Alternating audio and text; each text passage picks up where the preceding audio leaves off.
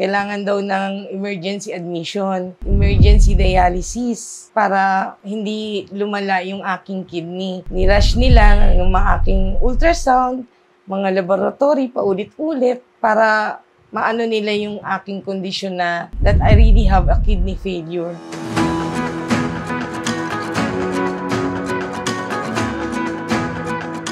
I'm Maria Andrea Galino.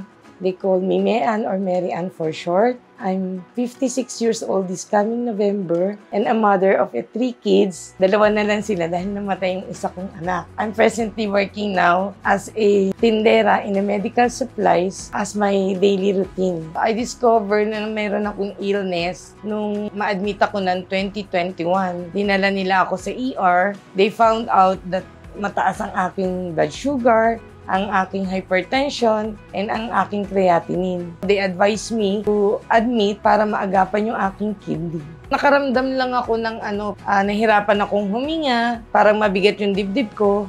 Nakakaranas na kasi ako that time ng pananakit ng paa. Yung aking talampakan, para siyang namamaga pag inaapak ko.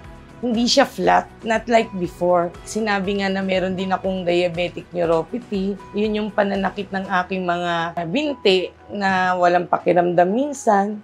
Of course, natakot ako syempre kasi may kidney failure ka. Kung hindi naagapan yun, magiging continuous ang dialysis ko. After kong ma-dialysis at ma-admit, nakaranas talaga ako ng panghihina ng katawan. Pananakit ng mga tuhod, pananakit ng mga balikat na ang kamay ko hindi ko halos maitaas. When my cousin introduced me barley last March 2023, I started to drink it nung first week of April. Then after a few weeks, siguro mga 2 weeks lang, nakaramdam ako ng kaginhawahan sa katawan ko. Para akong lumakas, not like before. Tapos parang unti-unting nawawala yung pananakit ng mga paa ko. Nararamdaman ko na parang magasya na pag inaapak. At saka yung parang naglalakad ako na para akong tutumba. Nawala unti-unti sa pag-inom ko lang ng barley. Sometimes I drink twice a day, sometimes once a day. Nagustuhan ko ang lasa ng barley, especially pag malamig siya. Ang sarap-sarap niyang inumin. Through JC Organic Barley, nawawala na yung pananakit ng mga tuhod, pamamanhid ng mga binti ko. Nawala siya sa pag-inom ko lang ng JC Organic Barley.